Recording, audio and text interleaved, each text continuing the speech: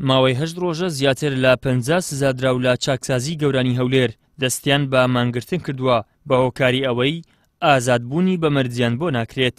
بەپێی زانیاریەکانی پەیام کە لە نێو چاکسازی گەورانی هەولێرەوە دەستی کەوتووە لە ماوەی ئەو 8 ڕۆژەدا باری تەندروستی ئەو مانگرتوانە تێکچووە و 3 کەسیشان ڕەوانەی نەخۆشخانەکان کراون بە ناوەکانی ئەم جەدڕێکانی کە خەڵکی دەڤەری بادینانە و نیعمەت گۆشەن کە خەڵکی باکووری کوردستانە و عیرفان سەعید کە خەڵکی قەزای پێنجوێنە.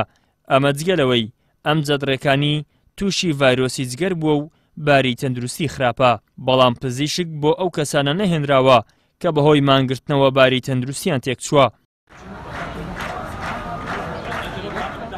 سەرجەم ئەو دەستگیرکراوانە بە مادەی 1 لە یاسای ژمارە 21 ساڵی 2003 پەرلەمانی کوردستان سزادراون و لە ماوەی چەند مانگی ڕابردوودا 5 کەس کە بە هەمان مادە سزادرابوون ئازادکردنی بە مەرجیان بۆ کراوە.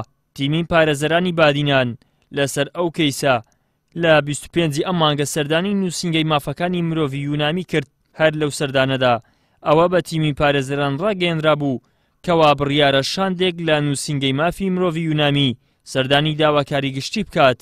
ئامانجیش لەو سەردانە ئەوەیە یاسای ئازادبوونی بە مەرج بۆ زیندانیان جێبەجێ بکرێت. دیارە ئەوان هەڵوێستی ئەوان ئەوە بوو کە ئێمەش بە دوواداچنی خۆمانەکەین و هەوڵەدەین فشار بکەین لەسەر دامەزراوە دادوەریەکان بە تایبەت ئەنجومەنی دادوەری و داواکاری گشتی.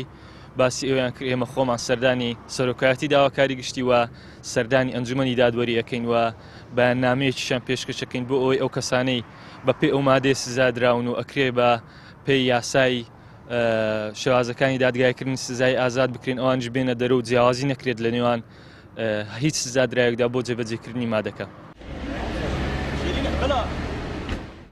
زیاتر لە 50 سزادراوی سیاسی کە دەیان چاڵەگوان و دەستگیرکراوانی بادینان و ئەوانی دیکە خەڵکی سەرجەم پارێزگاکانی هەرێمن و کەرکووک و بەشەکانی تری کوردستانیشی تێدایە جەختیشیان کردوتەوە کە درێژە بە مانگرتنەکەیان دەدەن تا مردن یاخود ئازادکردنیان بەپێی ئازادکردنی بە مەرج کە مافێکی یاسایی خۆیانە، بەڵام بەهۆی دەزوەردانی بەرپرسانی باڵا و بڕیاری حزبی ئازادکردنیان ڕاگیراوە.